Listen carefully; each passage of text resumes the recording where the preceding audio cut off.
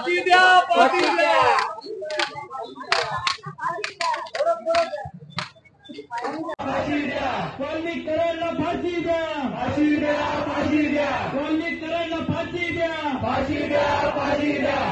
हत्येचा एकच न्याय, फाशी द्या, फाशी द्या. या निर्दय हत्येचा एकच न्याय, फाशी द्या, फाशी द्या.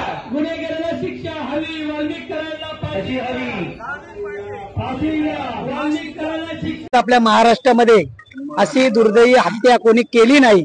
ज्याप्रमाणे वाल्मिकरांनी देशमुख कुटुंबाला जे सरपंच आहे त्याची निर्गुणपणे हत्या करून त्यांच्यावर ज्यावेळेस त्यांनी पाणी मागितलं त्याच्यावरती त्यांनी सर्वांनी लघुशंका केली आणि अशा प्रकारे त्याच्या शरीराच्या एक एक भागाला अक्षरशः निर्गुणपणे त्याची हत्या केली. आणि धनंजय मुंडे अशा माणसाला पाळतोय आज. खरोखर आपल्याला त्या माणसाला भर चौकामध्ये वाल्मिकरांना फाशी द्यायला पाहिजे अशी आपल्या पूर्ण महाराष्ट्र आणि आमच्या माता बहिणीची मागणी आहे. ज्या प्रकारे धनंजय मुंडेंचा जवळचा मानलं जातात मात्र त्यांना कुठे वाचवण्याचा प्रयत्न दिसून येतात का?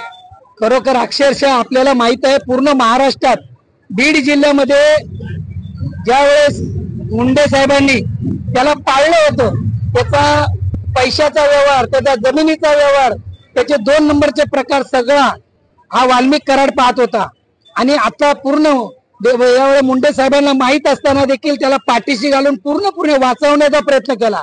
तरी पण आज मुंबई पोलीस, पूर्ण महाराष्ट्र पोलीस, CID CBI यांनी खरोखर न्याय देऊन देशमुख कुटुंबाला आज न्याय दिलाय आणि त्यासाठी त्याला फाशी द्यावं अशा पूर्ण आपल्या महाराष्ट्राच्या आमच्या कांदिवलीवासियांची मागणी आहे. काय सांगाल ह्याचा पूर्ण हत्येचा मागे सूत्रधार कोण होता असं देखील सांगण्यात येतं? काय ही राजकीय लोकच आहे ना या सूत्राच्या मागे होती.